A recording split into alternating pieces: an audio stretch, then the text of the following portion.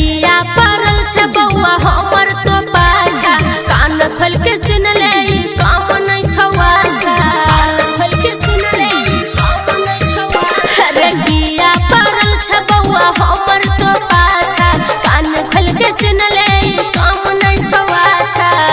जाके कर कोनो काज लबर लबर नहीं तो बाज झूठो प्यार के नहीं खिस्सा सुना है के करने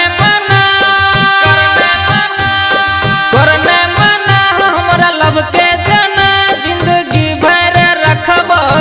दिल के रानी बना ये जिंदगी भर रखबो दिल के रानी बना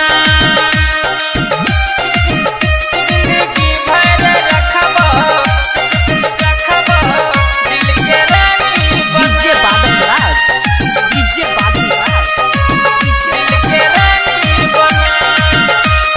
लब छै बीमारी रही बड़का भारी झूठो के नहीं टेंशन हम लेबा अगर झुमका बनाई देबो शॉपिंग कराई देबो जे जे कहबी गोरी सब कुछ दिलाई देबो कहबी गोरी सब कुछ दिलाई देबो अरे लब छै बीमारी रही बड़का भारी झूठो के नहीं टेंशन हम लेबा अगर झुमका बनाई देबो शॉपिंग कराई देबो जे जे कहबी गोरी सब कुछ दिलाई देबो जोने हटा जाके दोसर के बाटा बुहा लागै छौ बंदर जेना है करने मना हमरा लब के जना जिंदगी भर रखबो दिल के रानी बना ये जिंदगी भर रखबो दिल के रानी बना जिंदगी भर रखबो दिल के रानी बना दिल के रानी बना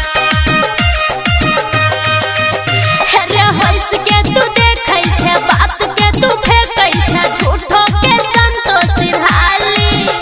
अगर एक बेर कह दे तोरे नाम में लिख देबो पूरा अपन के घरारी पूरा अपन के घरारी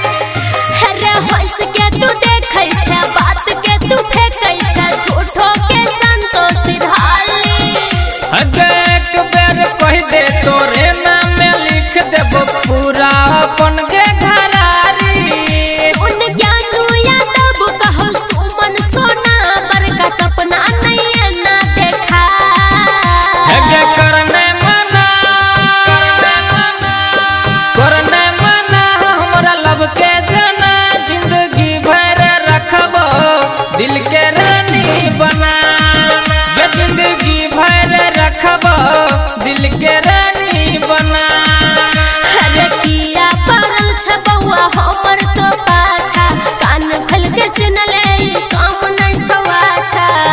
जाके कर कोनो काज लबर लबर नहीं तो बाज झूठो प्यार के नहीं खिस्सा सुना है करने मना हमरा लब के जना जिंदगी भर रखबो दिल के रानी बना ये जिंदगी भर रखबो दिल के रानी बना।